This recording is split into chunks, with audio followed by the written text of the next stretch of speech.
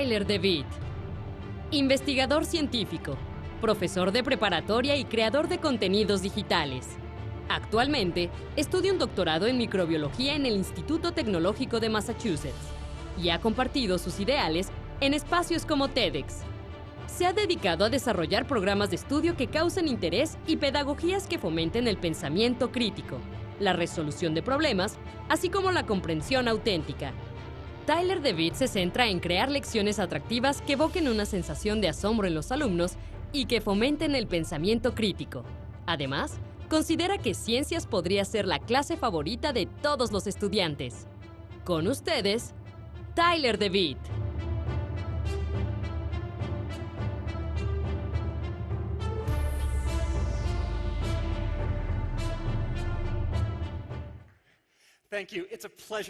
Gracias, es un placer estar aquí. Estoy tan honrado de que me hayan invitado para hablar en esta conferencia. El día de hoy quiero hablar de un par de cosas, pero todas se centran en la felicidad y la emoción de la ciencia.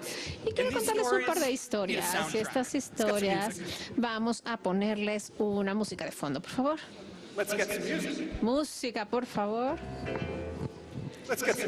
Música, música.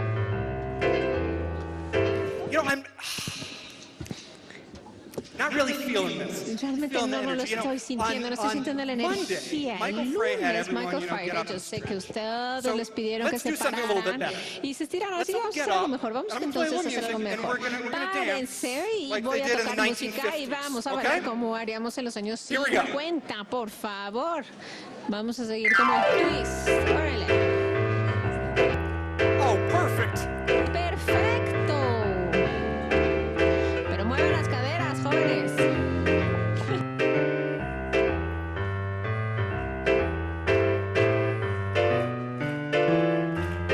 Perfect.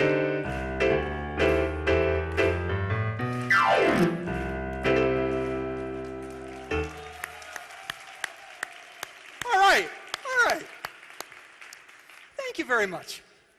Now, Muchas gracias, Jen. Ahora estoy tocando esta canción por una razón bien específica. Es porque estoy pensando en mi padre.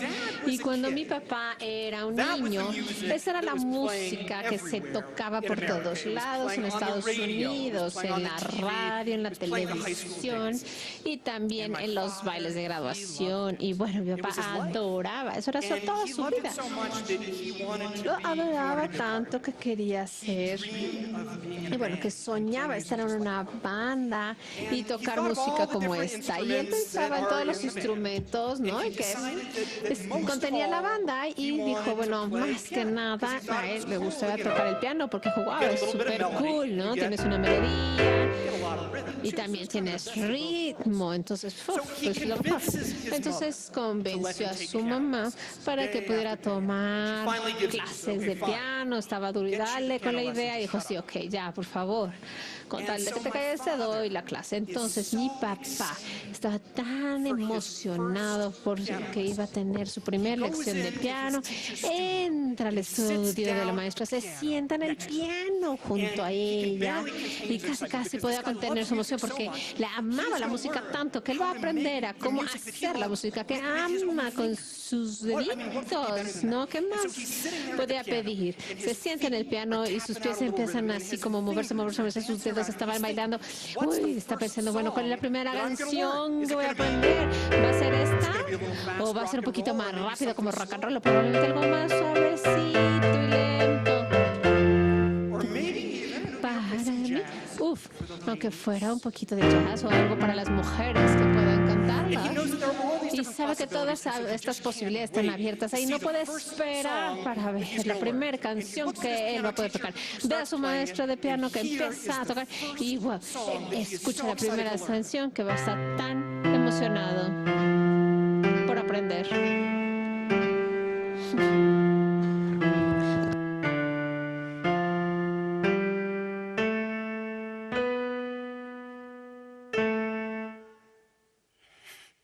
That's the song?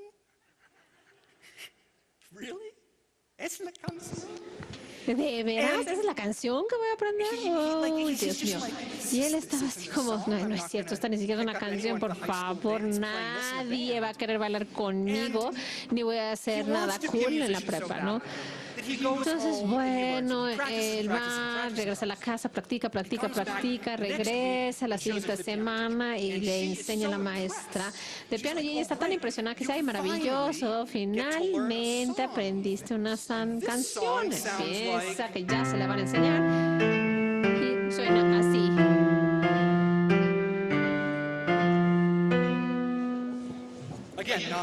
Nuevamente, o sea, no es que la canción vaya a ser que sea el galán de la preparatoria, ¿verdad? Y entonces, pues, se le empieza a bajar la atracción de toda la música, se le baja, por supuesto, la emoción, el deseo, y habla con la mamá. Y la mamá, bueno, habla con la maestra de piano. Le dije, mira, sabes que sé que estos ejercicios para mover los dedos son buenos y son bien importantes para ti como maestro, lo entiendo.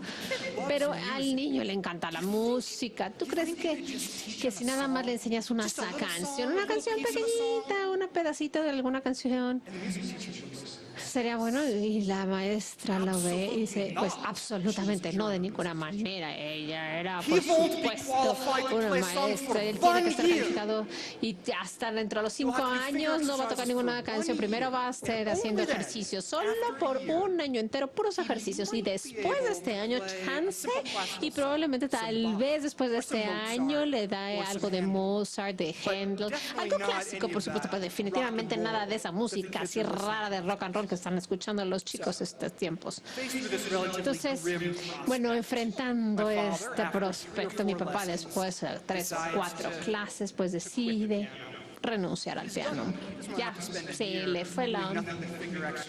Ya, para él fue mucho todos estos ejercicios de deditos, chutarse a la maestra, olvídenlo, bye. Entonces esa fue la corta carrera que mi padre tuvo en música. Pero su talento y el amor por la música nunca desaparecieron. Este era un hombre que podía escuchar una sinfonía en la radio solamente una vez y cantarla de memoria o tararearla de memoria, ¿no? Todas estas canciones pegajositas, ¿no? Que ponía para poner y limpiar mi cuarto, hacer tarea, las odiaba, la verdad. Pero de verdad, pues eran bastante sonoras, bastante lindas musicalmente y siempre me preguntaba, ¿qué podría haber logrado mi padre como músico, como compositor, como conductor, como director, si a él le hubiera tocado una maestra que realmente pudiera haber compartido su emoción en la música, que hubiera alcanzado ahí a leer su interés y pudiera haberlo pues llevado hacia otro camino? Entonces creo que todos estamos de acuerdo que la maestra de piano de mi padre, que estaba obsesionada con los ejercicios de dedos, no quedaba más lejos de ser un educador perfecto. Ahora está más alejado de eso que cualquier otra gente. Era totalmente anticuado, era hasta pedante. Pero no es ciertamente la forma en que nosotros debemos enseñar piano ahora estos días. Pero, y eso es algo enorme, quiero que piensen en esto. Todos estamos de acuerdo que estas instrucciones de tipos de música, depende de música, es terrible. Este método siempre es casi exacto de cómo nosotros actualmente también enseñamos matemáticas, ciencia, ingeniería, tecnología, y casi en todos los salones, en casi todos los países en el mundo. Los estudiantes llegan a la clase de ciencia fascinados por el mundo que los rodea a todas las edades. Los jovencitos tienen millones de preguntas, quieren saber todo de los volcanes, de los dinosaurios y cómo vuela el avión. Y todos los estudiantes en secundaria tal vez se interesen en ver cómo programar aplicaciones para sus teléfonos celulares. Tal vez estaban viendo documentales del espacio y quieren aprender acerca del viaje viaje-tiempo, los hoyos negros. A nivel universitario tienen sus propias preguntas también, bastante únicas, ¿no? Las trayectorias de carrera que pueden elegir un estudiante, probablemente particularmente esté interesado en volverse un científico, para que ella pueda estudiar las células, el ADN, cómo crear curas de cáncer, etcétera. Otro probablemente quiera irse hasta la física o la ingeniería para que pueda crear la próxima revolución que va a resolver nuestro problema de energías verdes y renovables. Entonces tenemos todos estos estudiantes desde primaria hasta la universidad fascinados por estos cuestionamientos y por todo lo que puede resolver la ciencia a todos niveles, a todos están fascinados por lo que la ciencia les puede enseñar. Están curiosos, emocionados, no pueden esperar a entender esto, y llegan a un salón de ciencias para finalmente involucrarse y empaparse de todas estas cosas que han tenido en la mente y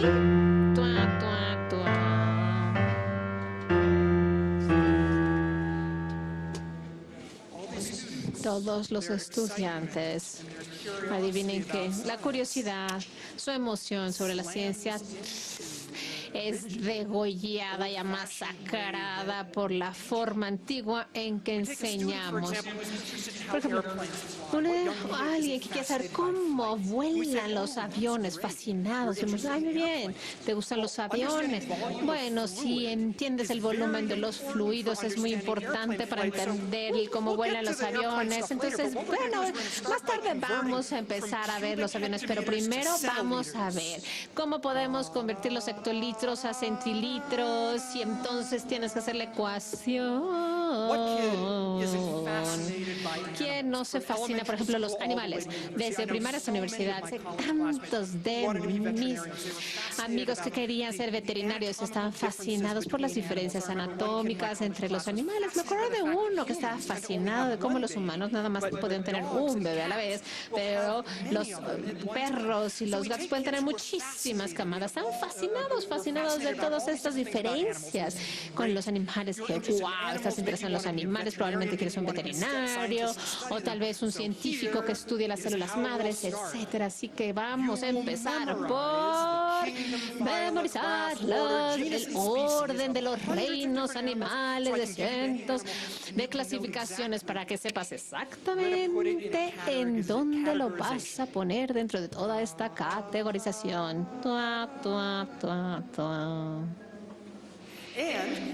Y por si no fuera poco, bueno, estudiantes fascinados en la clonación y de cómo los genes dentro de nosotros pueden determinar diferentes enfermedades que podemos tener, y que digan, wow, podemos cambiar el ADN si tenemos diferentes informaciones. Wow, fascinante tu pregunta, pero primero te debes de aprender la estructura química de todos los componentes del ADN. Después te memorizarás todas las definiciones de nucleótidos y los componentes de las moléculas transportadoras de la genética. Y veo muchísimas sonrisitas, ¿verdad? Y que muchos asientan aquí dentro de todo este auditorio, porque creo que esta experiencia con la ciencia es algo súper común entre muchos de nosotros, aunque estemos aquí, que tendremos y queremos estar enfocados en los campos técnicos y científicos, pero muchos pues no llegan tan lejos.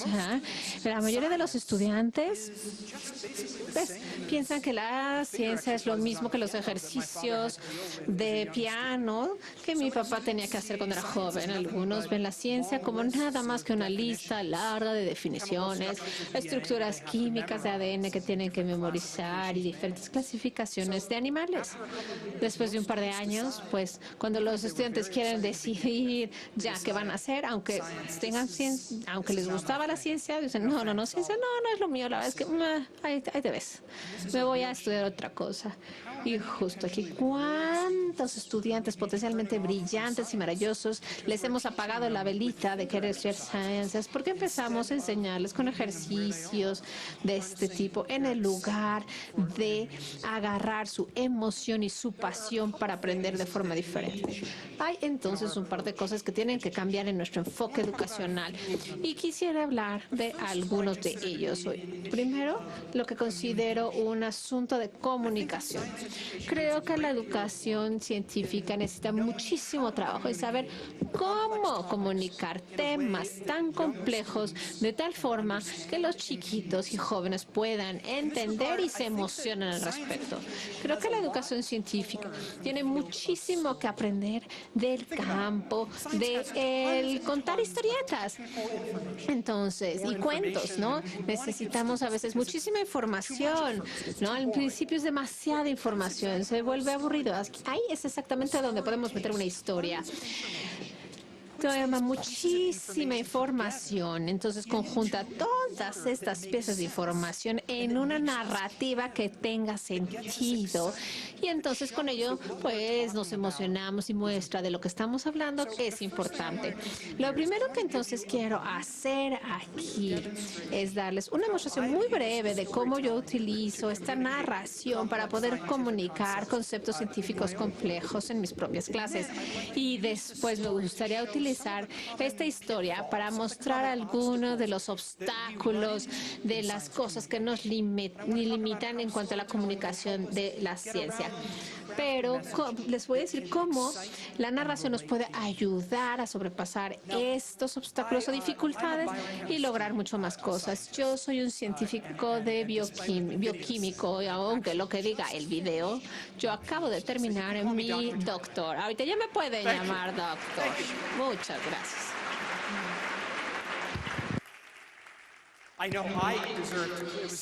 Sí, todos los días en la vida. Y finalmente, wow, lo logré. Dije yo, por fin, ¿cómo? ¿De diablos lo logré? Lo logré. Pero antes de ser un científico graduado, enseñaba en la prepa y tengo ciertos grados de comunicación, tengo la perspectiva tanto de estudiante como de los profesores y creo que también entiendo los retos de enseñar ciencia avanzada. En la enseñanza durante la preparatoria yo me encontré y estoy poniendo una historia del libro de texto. Es una historia de cómo las bacterias interactúan con los virus y lo compartí con mis estudiantes porque creí que esto era algo maravilloso, lo más maravilloso en el mundo. Dije, ¿qué piensas de la lección de lectura? ¿Cuáles fueron los puntos más importantes? Y todos callados. Finalmente, uno de mis estudiantes favoritos, ella alzó la mano solo como los adolescentes estadounidenses dicen, mira, la lectura estuvo horrible, ¿sabes? Aburridísima. Y la verdad, no me importa, guácala. Y este era mi tema preferido en toda la biología. Entonces, imagínense, les dije, a ver, guarden sus libros de textos y les voy a contar una historia. Empecé, poniendo mis personajes. Tenemos las bacterias y los virus. Y los virus, acuérdense que tenemos que utilizar un microscopio porque son chiquititos. Todos los virus y bacterias nos enferman, pero no saben que todos que los virus pueden infectar a las bacterias. Y así va la cosa, fíjense. Esto es lo que sucede. Un día tienes una bacteria muy contenta que está allí divirtiéndose. Tal vez la bacteria vive en el estómago o tal vez está en una parte de comida echada a perder. La bacteria se la está pasando bomba, está sonriendo y tiene un día fantástico. Les tengo que decir, me salgo de la plática. Un momento, le di esta presentación hace poco tiempo a adultos muy bien educados. Y se acercó a mí un señor y me dijo, yo no sabía que las bacterias sonreían y que tenían carita feliz. No lo sabía. Lo cual me lleva a mi primer punto. A veces cuando uno narra historias, uno mete sus propios puntos. De todas maneras, vamos a volver a la bacteria feliz. Está sonriente, está feliz, se está divirtiendo y de pronto En un minuto la bacteria se da cuenta que le duele el estómago y dice, ¡ay, no me siento bien! Y de pronto, me siento sumamente incómoda, está horrible. Y entonces ve que su estómago se va abriendo y un virus comienza a salir de él. Y entonces es espantoso, porque la bacteria se abre y salen muchísimos virus de ella. Ahora, si ustedes son una bacteria y ven esto es lo más espantoso que te puedas imaginar en la vida que puede suceder. Pero si eres un virus, tú cierras cruzas los brazos y dices, ajá, yo soy un virus. Porque hacer que esto suceda, hacer que una bacteria explote con muchísimos virus requiere muchísimo. Entonces, antes de que esta bacteria hubiera explotado, un virus tuvo que haber inyectado un poco de ADN en la bacteria. El ADN es como una huella. Le dice a las cosas vivas qué hacer. Y este pedazo de ADN que pone el virus en la bacteria le indica a la bacteria cómo generar más virus. ¿Saben? Es como una nueva huella que se desliza allí y que es una fábrica. Le va a decir, ahora ya no vas a hacer autos, ahora vas a hacer tanques militares. Y lo primero que hace este ADN del virus es que hace que se vaya rompiendo, cortando el ADN de la bacteria. Entonces el virus empieza a dirigir la célula de la bacteria para hacer más y más copias del virus. Más y más y más se crean, hasta que al final del día se abre la bacteria, se muere y los virus van y lo que hacen es que infectan todo el cuerpo y es un círculo de infección terrible. Esta es la forma en la que muchos virus infectan, pero hay otros virus que son como muchísimo más discretos, más complicados, ¿no? Son como virus que son agentes secretos. Estos virus utilizan este sombrerito para pasar desapercibidos y entonces colocan en la bacteria ADN de virus, también como el otro que les comenté, pero este ADN funciona diferente. Este no hace nada al principio, sencillamente se desliza directamente al ADN de la bacteria y allí se queda silencioso y tranquilo. Una vez que está en el ADN de la bacteria, cada vez que la bacteria se divide o tiene bebés, entonces las siguientes bacterias también van a tener una copia del ADN de ese virus y entonces de pronto algo sucede y ¡pum! Todo el ADN revienta, aparece, destruye el ADN de las bacterias y comienza a generar nuevos virus. Se dividen, rompen las bacterias y hay millones y millones y millones de virus. Entonces, ya les acabo de explicar todo lo que estaba en el capítulo del libro de texto que mis estudiantes encontraron tan absurdo, tan aburrido y tan nefasto.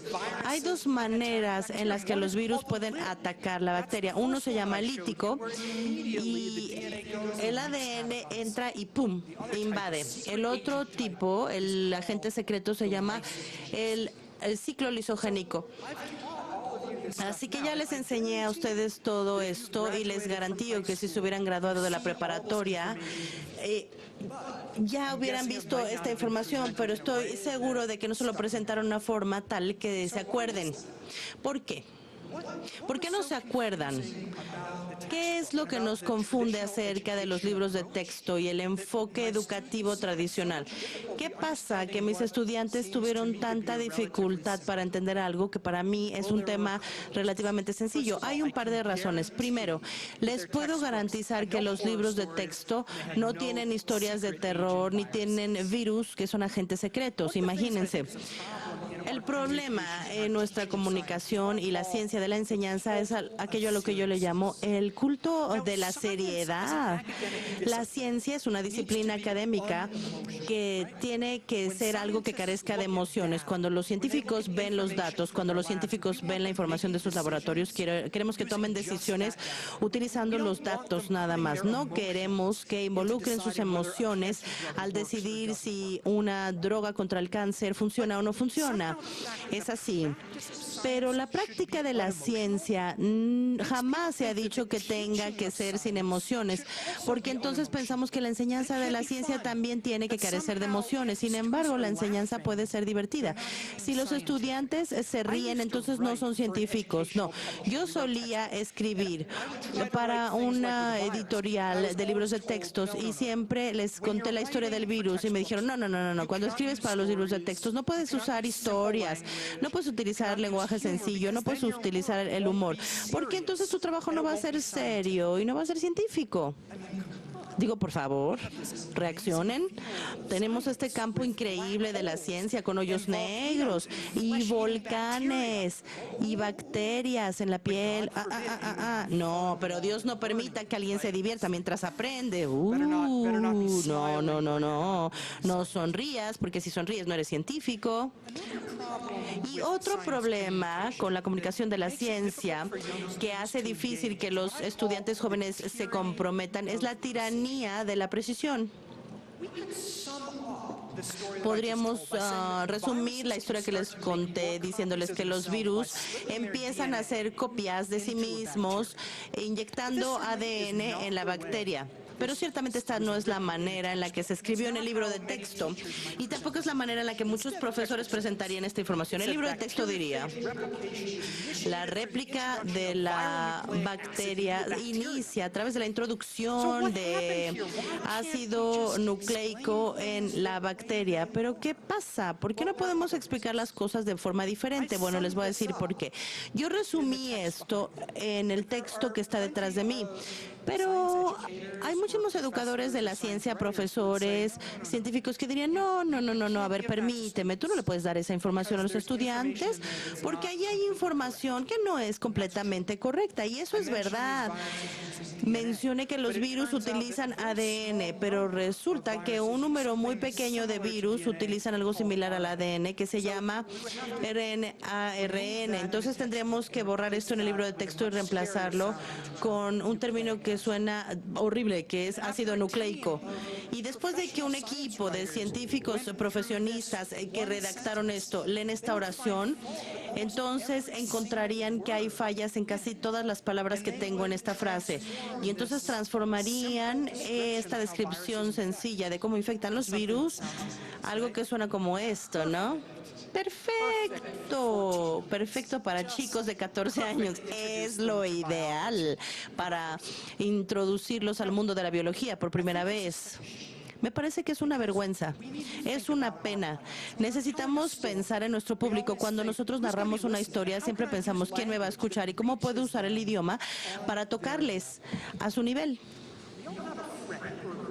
Todos tenemos un amigo o un grupo de amigos que son terribles para narrar historias.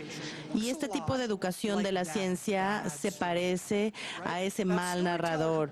El mal narrador que simplemente no te lleva al punto, ¿no? Y que te tiene que dar todos los detalles. Les platico la historia. Había una bebida en Estados Unidos que se llamaba Four Loko. Tenía alcohol y cafeína y la gente hacía estupideces. En una ocasión en la escuela yo estaba caminando en la calle con mi amigo que estaba bebiendo mucho de este Four Loko y llega la policía, se para y el policía nos dice, oye, te tengo tus pantalones, se te cayeron los pantalones y los tengo aquí, en la patrulla. ¿Repito? O sea, no se rieron. A ver, se los explico. Mi amigo estaba bebiendo el Four Loko que tiene alcohol y cafeína y hace esa estupidez, se quitó los pantalones y no se dio cuenta. Así que el oficial de policía dice, yo tengo aquí tus pantalones, te quitaste los pantalones, nadie se rió. ¿Qué pasó? Bueno, esa es la historia. Ahora les cuento una mala forma de contar la historia. Bueno, miren, yo iba caminando por la calle, es una calle que está en la parte noreste de la ciudad. Estoy con mi amigo Dave, entonces Dave, pues tiene 30 años y se acaba de graduar. Y dices, bueno, pero ¿cuál es el tema? ¿Por qué me cuentas tantos detalles? La educación de la ciencia suena así. Se convierte en un narrador nefasto, que siempre dice, bueno, de hecho, y entonces tú dices, puff. O sea, dormimos súper mal, nos llamaron anoche, tuvimos que manejar en la carretera para ir a ver a no sé quién. Y tu amigo te dice, bueno, de hecho, no eran ni 100 kilómetros, eran 90 kilómetros. Dices, ay, ¿sabes qué? Cállate, yo solo quiero contar una historia sencilla. Es importante pensar en quién es nuestro público cuando hablamos acerca de la educación y de la ciencia. Tenemos que bajar a su nivel, darles una razón para interesarse. Miren, un chico o chica de 13 años va a estar arruinado en la ciencia si piensa que todos los virus tienen ADN. No lo van a arruinar así, pero sí le van a enseñar a odiar la ciencia si siempre se ve como esto que tengo atrás de mí, y entonces jamás tendrá la oportunidad de aprender más, como contar una historia, como narrar. Hay que saber cómo involucramos a los chicos a través del idioma, a través de la información que sea adecuada para ellos. Y desde luego, recientemente he hablado del ejercicio del dedo, la pedagogía del ejercicio del dedo. Esta pedagogía del ejercicio del dedo, que está enraizado en el tema del piano.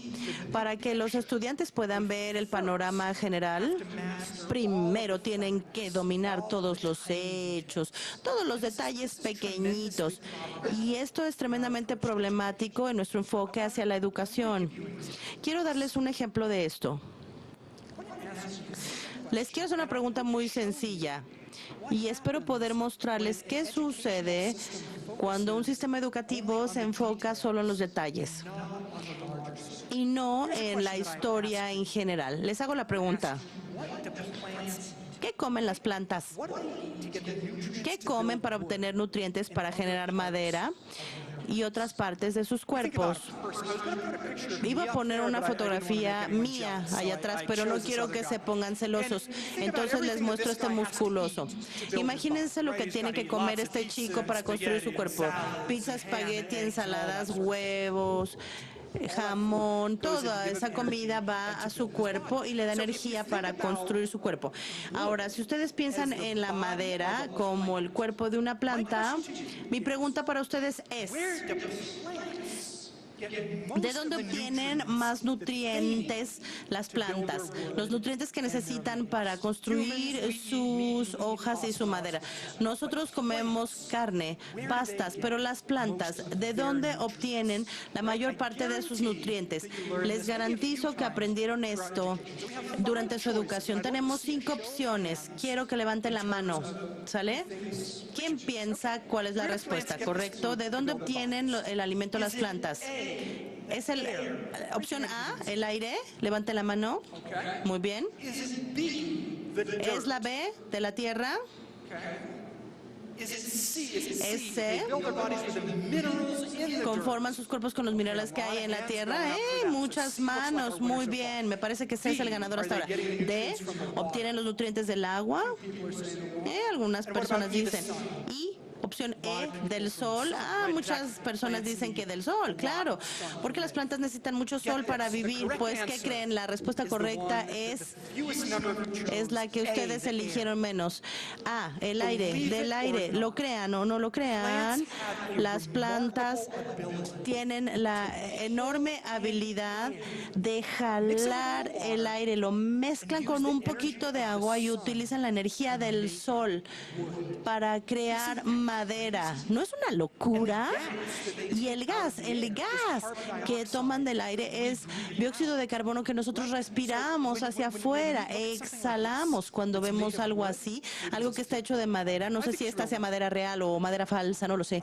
Me parece que sí es madera. Hace algunos cientos de años esta madera fue el aliento de alguien que fue hacia el aire y los árboles jalaron eso, lo pasaron de un gas a un sólido y construyeron la madera, ¿correcto?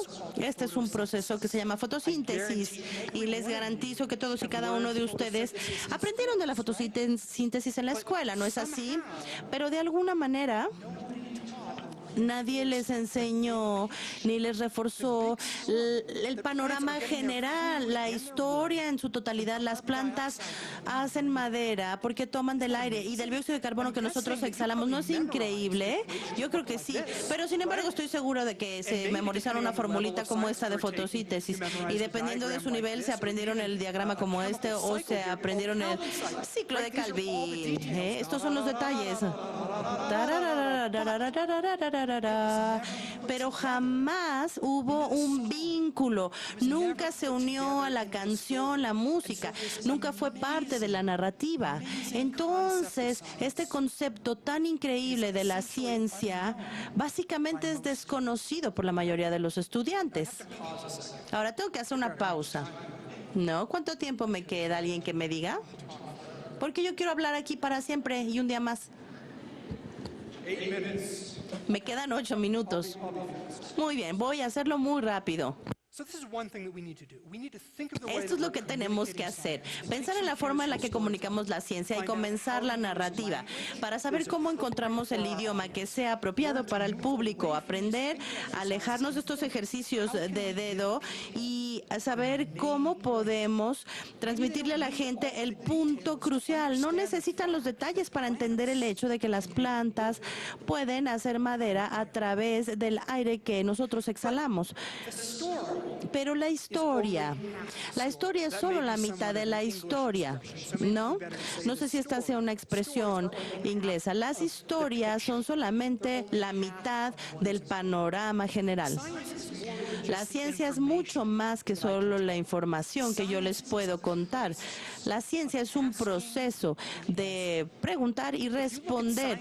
Si ustedes observan a los científicos en un laboratorio de investigación en esta escuela o en cualquier otra universidad del mundo, no pasan mucho de su tiempo aprendiendo información básica, memorizando definiciones u observando diagramas. Pasan casi todo su tiempo haciendo preguntas acerca del mundo a su alrededor. Entonces, ¿cómo es que esta célula se hizo cancerosa? Este químico interactúa con este otro químico. ¿Cuántos años tiene este volcán? Así que de muchas maneras, la pregunta y respuesta que hacen los científicos de verdad son muy similares a los cuestionamientos de los jóvenes, los chicos, cuando siguen a los perritos en su casa para ver hacia dónde van los perritos o tratan de construir barcos con diferentes materiales para ver si pueden flotar. A menudo yo digo que la mayoría de los estudiantes solamente tienen 2 ocasiones en su vida en las que practican ciencia real. Chiquitos experimentan el mundo y quieren aprender cómo funciona el mundo y hacen millones y millones de preguntas. A veces hasta son molestos para los adultos que los cuidan. Y después hay un tiempo muy largo en el cual adoptan información en el que se pueden convertir estudiantes de doctorado y después de años y años y años de aprendizaje, entonces aprenden información, hechos y entonces vuelven a la idea de hacer preguntas y responder a las mismas. Entonces, en mi opinión, es crítico que nosotros cambiemos la forma en cómo enseñamos ciencias por 2 razones. Y me encantaría tener más tiempo para hablar acerca del proceso de las ciencias, pero ya se me está acabando el tiempo. Pienso muchísimo en mi papá, ¿no? Que, bueno, lo desalentaron por todos estos ejercicios de el piano y como realmente nunca pudo ver que se hubiera vuelto y convertido con ese potencial de la moda. Y bueno, yo no sé cuántos científicos potenciales estamos ahorita apagando o matando en ese sentido, porque no podemos enseñar ciencias de una forma en que puedan entenderlo y que sean emocionante. Y cuántos más no piensan que ciencia únicamente es memorización y no tienen idea de que involucra la experimentación, el cuestionarse, el responderse. Como educador, creo que los estudiantes más más creativos son los que se apagan rápidamente y se decepcionan por la ciencia. Como mi padre.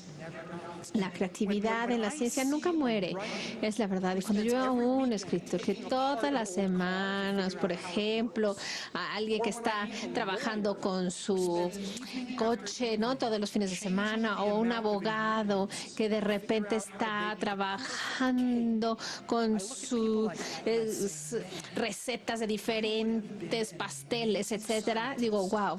Estas personas hubieran sido científicos maravillosos si alguien los hubiera alcanzado a una edad temprana y les hubiera mostrado de qué se trataba la ciencia. Debemos entonces cambiar la forma en que enseñamos la ciencia. Uno, para poder comunicar información de la forma en que pueda agarrar y asir el interés de los estudiantes y también saber. Número dos, no nada más la ciencia es memorización, es experimentar, preguntar y responder. ¿Quién sabe qué van a poder lograr estos estudiantes? ¿Cuántas curas de cáncer podemos encontrar? ¿Cuántas medicinas para el SIDA, para el HIV? ¿Cuántos retos y posibilidades han sido encerrados en las mentes de estos estudiantes quienes decidieron que la ciencia no era para ellos porque era aburrida? Necesitamos mostrar a estos estudiantes lo que realmente, cómo se ven las ciencias en realidad. Y no es esto, no se va a ver así. No dejemos que se vea así. Debemos deshacernos de estos ejercicios de los dedos científicos. Muéstrenle a los estudiantes qué tan maravilloso es el campo de la ciencia, qué tan interesante. Den un paso atrás, cambien las cosas y vean qué tanto pueden lograr. Muchas gracias.